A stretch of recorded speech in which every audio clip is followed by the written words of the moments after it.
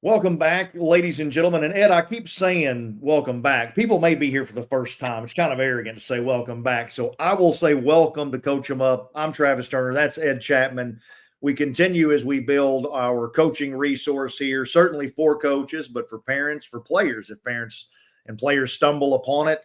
And we do hope folks will pass this along. Ed and I haven't done a whole lot. And I shouldn't put the responsibility on Ed. I haven't done a whole lot to get that out there via social media, given that I don't like social media very much, Ed, but we do want to share this with folks in the coaching business and folks that are involved in youth sports and team sports, certainly, because we feel like we can help, if only by way of our experience, the things we have learned the hard way, the things that we would do better. And Ed's still involved in coaching at the high school level. I know he is applying all the things that he's learned over the years. And so we just want to help folks have a better journey through the coaching and player development portion of their lives and careers. But Ed, episode 7 here, again, we tie everything to something from music, from our youth, something that's really classic.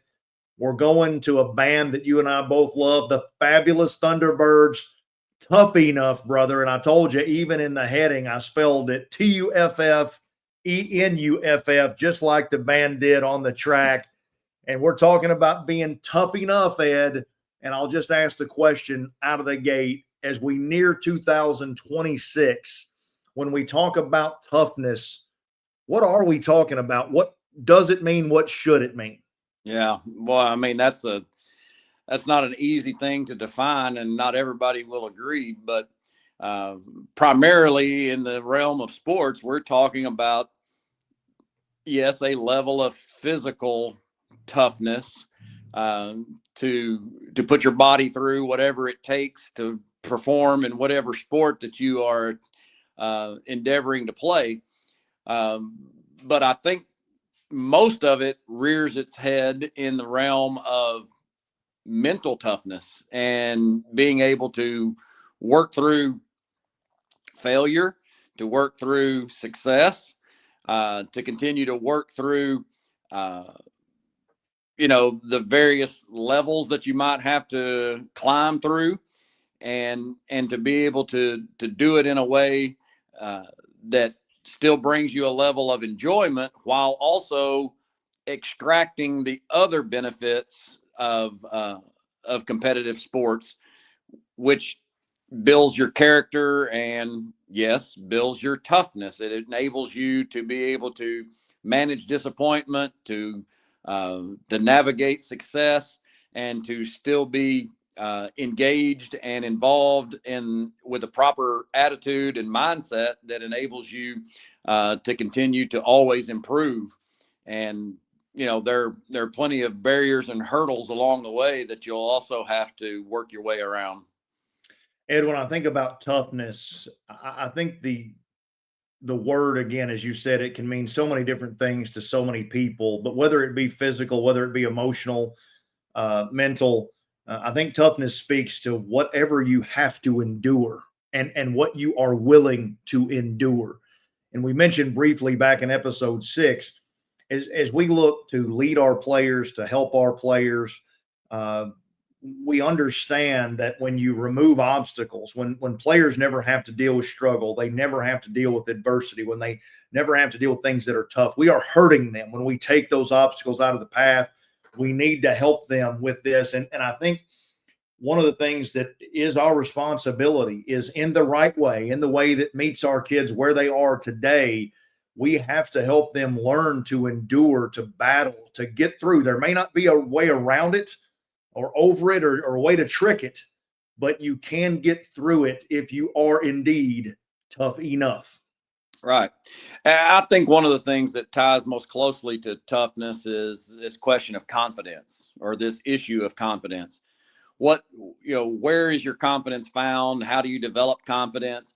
And it is my strong conviction that confidence is not something, at least 90% of it, maybe more than that, cannot be transferred from one person to another. Your parents can't believe in you enough to make it happen. Your coaches can't believe in you enough to give you confidence. As you once said at one of our practices, there is no bucket of confidence. Right. Yeah. I mean, if there were, I would go get it for you and bring it close to you and dip the ladle down in it and pour it over the top of you. But you have to develop your own bucket of confidence, and thus there is an element of physical toughness that comes along with that, with having to endure, with having to push through. All of this is tied to a certain level of discipline, right? But more than anything else, having the toughness to be a competitor and to get anywhere close to your maximum capacity as a competitor and as a performer, you have to have confidence, and that confidence is only built in the hard work that is required to elevate your performance and to make your performance more consistent. And so oftentimes you find that young athletes struggle with confidence. They are very much tied to the outcomes, as we talk often about, their personal outcome. Even if the team happens to win and they don't perform particularly well, their confidence often takes a hit when they don't perform well, because the outcome was not what they, what they desired. And so being able to develop a toughness that understands how you get confidence, how you maintain confidence, it's really part of building the process, continuing to rep the process, good process, successful and appropriate practice, and then being able to, again, get your own bucket of confidence that you continually make deposits in. Those things build your toughness so that you are not constantly stripped of your confidence every time your outcome ends up below your expectation or desire. Ed, as coaches, how can we best model toughness? Well, we can't be blown by the winds of constant outcomes. We can't constantly be up 1 minute and down the other based on the outcomes that result in a particular game or a set of games. We have to have a consistency about us. We have to demonstrate a toughness that is personally accountable, just as we talked about in our blame episode. There has to be a level of responsibility and accountability that demonstrates I'm tough enough to wear what belongs to me, what I should be doing well or better. And then we have to have a level of balance in our daily approach that demonstrates that we are tough enough to manage what comes our way, so that our players are not impacted constantly by our reactions to the various outcomes that we get, but that we have the capacity to process. Okay, we have the experience, we have the maturity, we have the level of discipline within ourselves to process the outcomes and then get back to improving the various processes that would get a better outcome. Right. So that we don't ride this constant wave of emotion ourselves and thus project that back onto the players. You and I grew up in a era that I think this was common, but it certainly was a culture that we grew up in as high school basketball players, where we were fortunate enough to play for a man who played for Bob Knight.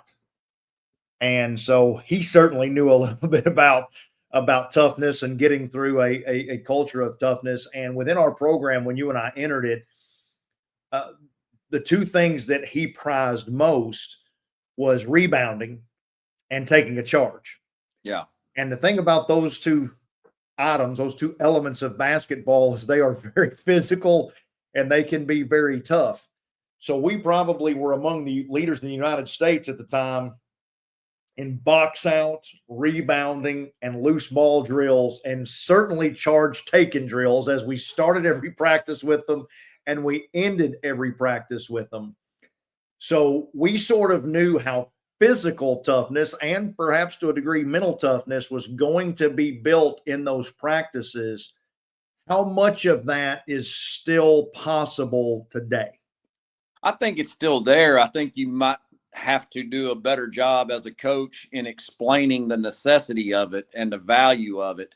And then you have to reward it. All of our episodes blend back together, but you get more of what you reward. You get more of what you emphasize.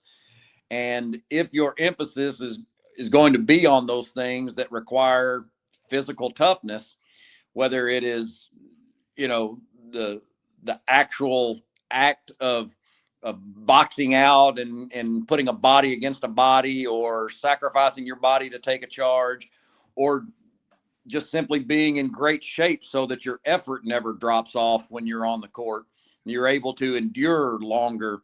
And all of these things, again, I speak mostly from a basketball coaching perspective, but they're true everywhere. They are all intertwined. And I know that Rick Pitino always made a strong connection between the physical preparation and the conditioning that was necessary and the mental.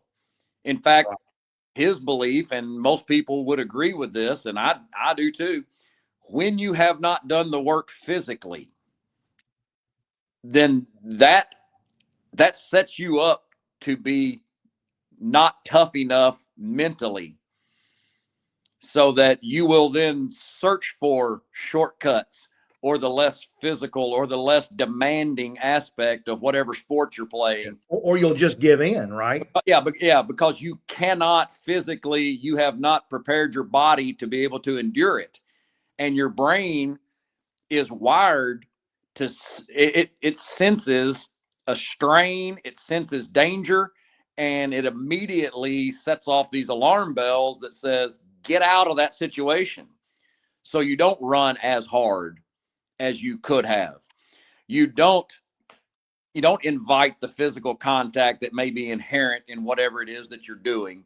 You don't give the second effort, the third effort, the fourth effort, because your alarm bells have been set early to go off and say, I don't like this. I'm not prepared for this. We can't do this.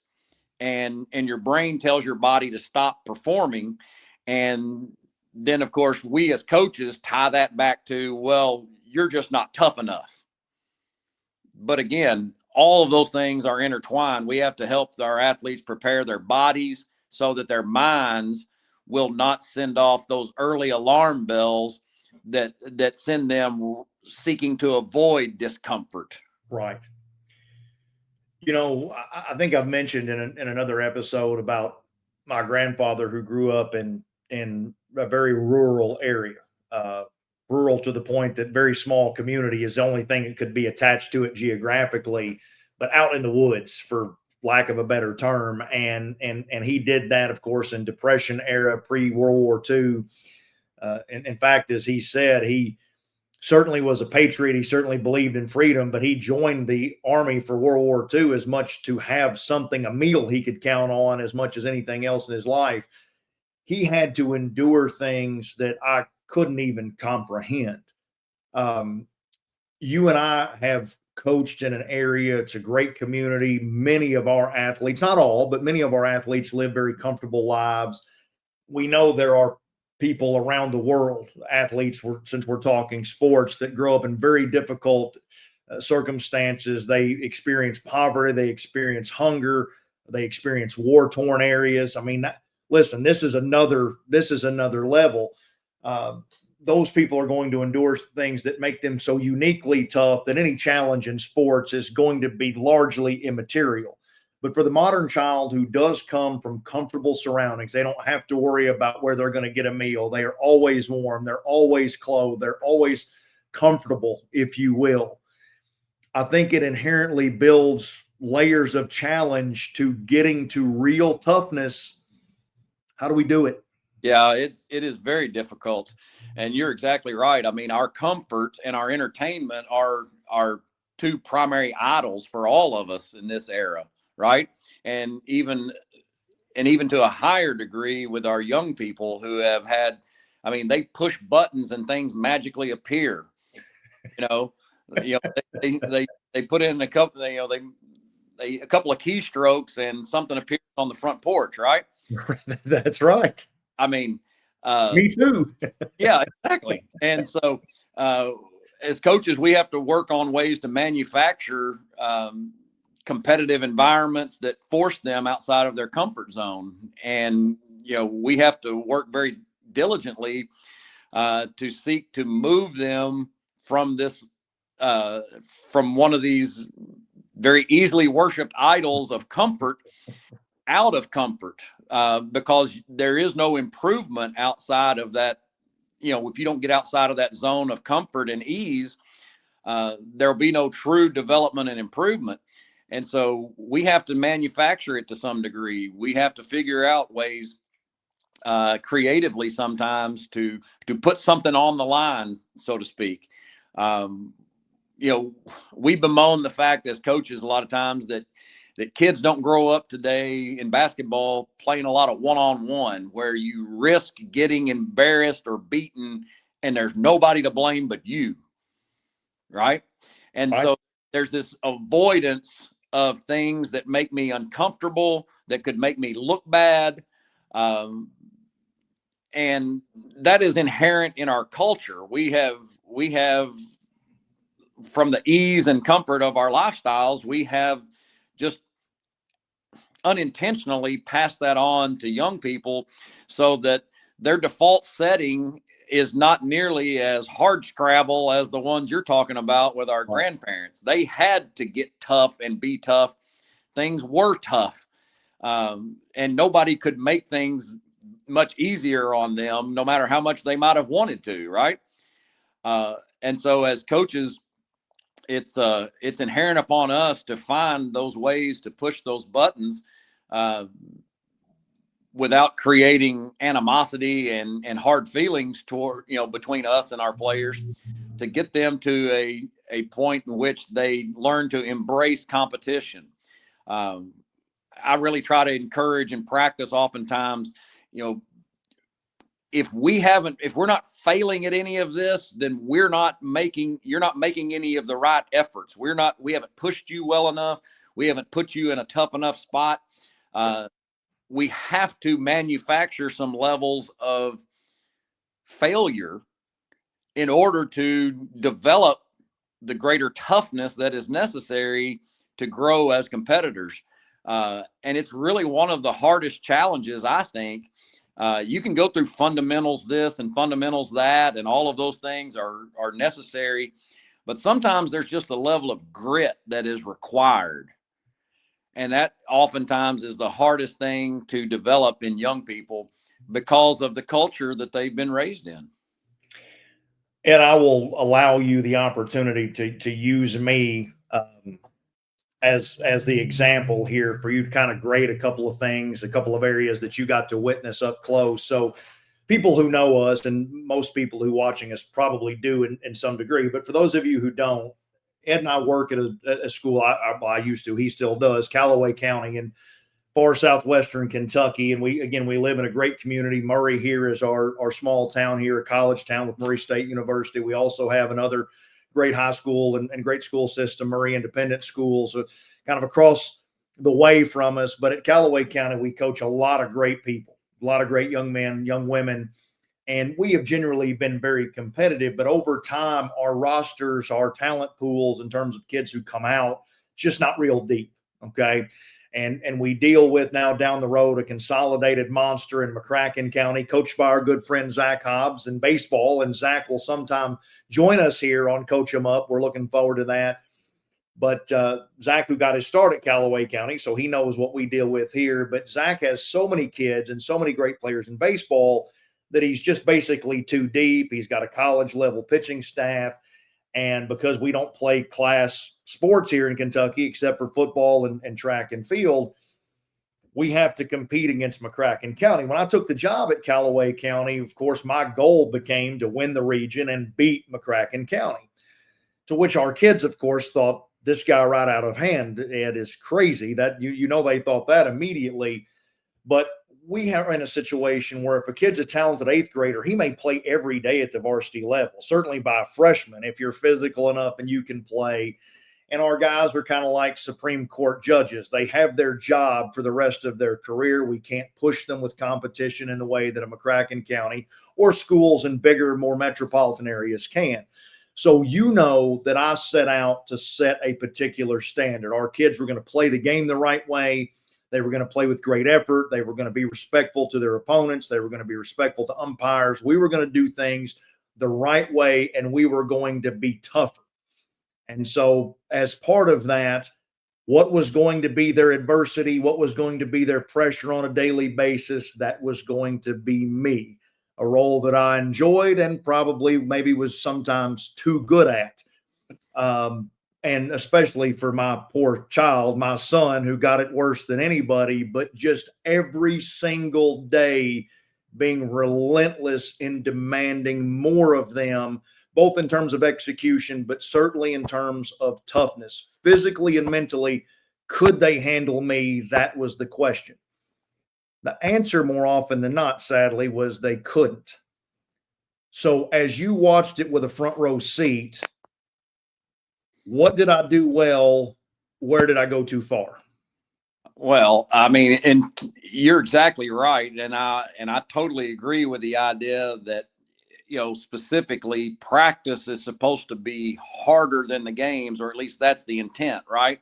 Right. You create an environment where there is discomfort in practice, and you feel pressure in practice, with the idea being that in time you would learn to improve your skill and develop the mental capacity to perform whatever task is required under the pressure of practice, so that then the game itself does not feel, it actually would feel a little simpler. And that's always true of good coaching. So you did do that. Perhaps if there were things to do differently, it was just simply having a better awareness of what our capabilities were. Right. And the issue being, you know, there's only so much that can be done when you compare certain talent bases with other talent bases, and making an environment where the guys are being grown and developed and made tougher, yes, but at the same time with a level of understanding that I can't hold you to something that you're not capable of, literally Right. And incapable of. and perhaps mentally and emotionally, even as much or more so than physically. And one of the things that Ed and I, as a point of relation, that he and I talk about over and over and over again, he had been with the baseball program when I came back to it. And so he was aware of who the young men were in the program, not just in terms of baseball talent, but in terms of who they were as human beings. And he told me the very first day, I hadn't even had a team meeting with the team yet. We were in fall break at the time. And Ed said, "Now, Travis, I just want to caution you one thing. I know what this means to you. I know what the game means to you. I know what you want to do. Please understand that you're going to coach some great young men, and some of them are talented at baseball, some of them aren't, but no one is going to care about this the way that you do." And that just went in this one and out this one, because I thought by force of my will, they are going to care enough. And the regret that I have, Ed, was that I just felt so strongly that I could transform them all into baseball warriors. And that wasn't the case. And I needed to and I did eventually recognize it about 5 or 6 years down the road, but I wish I had realized that sooner and let the guys know that it was just okay to love baseball. Yeah. That you didn't have to be great at it, that you didn't want to have to give your life to it in the way that I had, that you didn't want your son to rise and set on being able to win a regional championship and go to the state tournament, that it was fine to want to be a part of the group, to want to be a part of the culture, and to be loved and respected, encouraged and transformed by it, whether you could hit a cutoff man or not.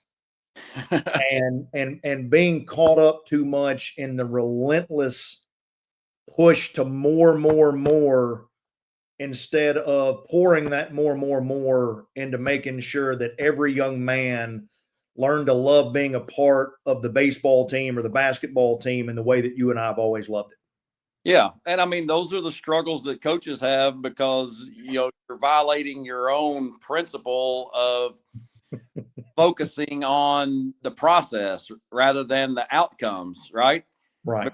The stated goals of beating McCracken, winning a regional championship, those are outcome based. And the better method would be to simply focus on the process and then celebrate whatever whatever rung on the ladder of process that you get to.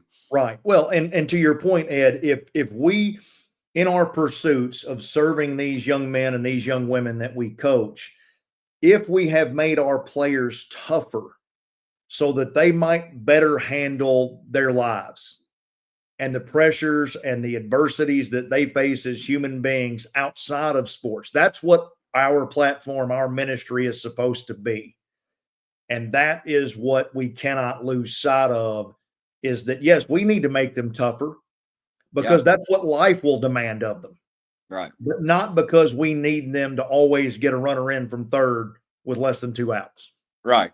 I mean, you go back and you say, okay, is this athlete, is it when they don't perform, is it more often than not a result of can't do it or won't do it? Now, won't do it, of course, needs to be addressed, whether it happens to be an attitude or approach. And of course, you want to make them tough enough so that they're not, the reason that they can't do it or won't do it shouldn't be because they are so fragile that they haven't been, that they haven't been prepared. But at the same time, yeah, there's a certain limit to what we can really get accomplished in terms of outcome. And so we have to follow our own script and say, trust the process, build the process, develop the process. And then results will often be the result of things that we can't fully control. But that's tough. yeah, but yes, we do need to make them uncomfortable. We do need to prepare them. We do need to get them to the point that they embrace difficulty and that they don't run from it, and that it's not a case of shirking the responsibility or the duty. That it's a lack of concern for what's best for the group. Okay, if you believe that their conscience, if you have a clear understanding that, hey, this person's lack of performance is not just a matter of refusal, but it's just an inability in terms of physical capabilities, then we have to work with that, because otherwise you would replace them in the lineup. But as you stated, oftentimes we cannot replace them with someone more capable, more ready, more prepared to do a better job. Well, and replacing them wouldn't teach them any lessons either. Right. Yeah. And that's the thing. If they are capable of more, then how do we as coaches, we got to look in the mirror and say, how do I get more or better out of this person? And has my approach actually brought the ceiling down on their performance because of the way that I have approached it? Yes. Well, and I'll give you a couple examples, Ed, as we work toward the finish line in terms of, personal shame, in terms of my experience not being tough enough myself in one area, and then being too tough in another. But you'll remember this because you were right there for it, because the conversation was the two of us. But my first year as the head coach at Callaway County, we were 8-23. It did not go well. It was not great, and we were not ready to win. We were too young. The schedule was too difficult. But the next season we started 1-5, and I can't remember the particular circumstance. It may have been sprinklers going off underneath a field that was tarped, I think was the backdrop. But we are about to play an opponent that we might beat in season 2 to try to get some momentum off this 1-5 start. And Ed and I are trying to get the field ready, and things aren't going well. And I'm going bananas. And he says to me, "What is wrong?" And I said, "We're 1-5 again. We're 9-28 the last 2 years." And Ed says, "I thought you said you were going to worry about process and not record." And I exclaimed, "But 9-28 ain't next to your name." And we did get the field ready and we did win. But moreover, by following process, we finished the season with a flourish. We just were narrowly defeated by that great McCracken County team in the region semifinals. And we really built because we stuck to and we followed our process. But and I was weak. I was not tough in that moment. And then the other, and this is the worst one, I think, in my career of trying to hand out toughness. My son, he's 10 years old and he's playing youth basketball. And he was a big, strong kid, a very good player, but he had not had a very good day in terms of effort on the glass, Ed. And so we're going home, and I'm getting into him about the effort that he did not give on the glass. And of course, he's upset. He's teary-eyed in the back seat. And I realize that I've gone too far. So the salve that I tried to put on it to soothe it was that I was not upset about his performance in terms of points or win or anything like that, but that he had to go out and he had to compete, and that I was being hard on him because I wanted to make sure he would never play for anybody that was too hard, that was too bad for him to handle. And through tears, he said, "Well, you're doing a really good job." And I felt about that tall. And Well, that's when you remember that your pursuit of toughness has gone too far. yeah, I'm sure you did succeed in that endeavor. That's a fact. We know There's that. there's one you can mark in your column. He never Bang. he never has and never will play for anybody tougher, and he's bound to never have a tougher boss either.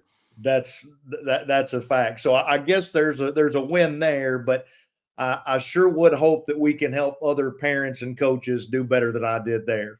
Yeah, understood. We all have plenty of regrets, no doubt. But you know, removing the ease and the comfort, and having to generate something from within, a personal desire, a greater stoke a greater fire of competitiveness within our athletes, to embrace and to deal with the hard things and to be able to move through them and then not be totally consumed with whatever outcome there is along the way. Right. Those are the very tenuous steps that we have to take along the way, because many times the work that you do early on in depositing into that bucket of confidence, they don't give you great outcomes. That's right. Often for a long, long time. And the discipline, the toughness that is required in order to reach your maximum potential. Well, none of us ever fully get there, but it's a pursuit worth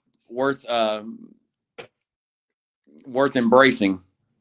Well, and it's just such a necessary thing in our lives, and I won't go in depth in this, Ed, and I may save it for another episode. But along with the coaches that we had, and certainly the way our parents managed us, Ed and I each had an uncle in our lives, not the same uncle, but we each had an uncle that really sharpened our work ethic and our toughness. And back in that day, they often did that in a particular way. It was not always a kind word, Ed, or a kind action, but we were motivated by that. But I think what we have to do as old school guys coming from the 20th century, and what modern coaches have to do as well, there were certain things that motivated us and helped us become tougher, become better. We have to know now what are those same buttons, because they're different buttons, but we've got to find the ones that get our guys excited about being tougher, about being better. Yeah, and it all goes back to the theme of virtually every episode is, as a servant leader who represents and demonstrates a love and a concern for the best interest of the people that you're coaching, when they have that trust that you love them and that you have their best interest in mind, now there ought to be some sort of foundation laid that allows you to, again, to cultivate a greater competitiveness, a higher level of discipline, ultimately this toughness that builds confidence. That's what we should be able to do. But it all goes back. We got to have the right foundation. Toughness, you got to have it. And unmistakable, our charge as coaches is to get our kids there, but we got to find the right way to do that. And as coaches, again, we have to model it. And sometimes that's the hardest thing of all, but part of our charge as we go through that coaching journey. My friend, thank you. This is a topic, obviously, we could go on forever about, but we're going to wrap it up here. Guys, not sure what episode 8 will be. We'll get together and Ed and I'll talk about what's next, but we will, for those of you that are enjoying our coaching series, if you want to hear us talk about a specific topic, drop it in our comment section. We'll take a look at that. And because we certainly don't have the market cornered on ideas about what's important in coaching. And we hope that Christmas break will allow us some time to be joined by some of our friends and colleagues from the coaching world. Would love to share their coaching journeys with you. Some really outstanding leaders who have they've also gone through this journey. I think coaching is, we don't just transform kids. I think we are transformed by our players, our experiences in coaching. So Coach Chapman, I'll let you get back to work. You may have some practice plans you've got to get dialed up today, my friend. I know you got to get ready for Thanksgiving, but good stuff again today, brother. We appreciate you. We'll see you next time here on Coach 'em Up.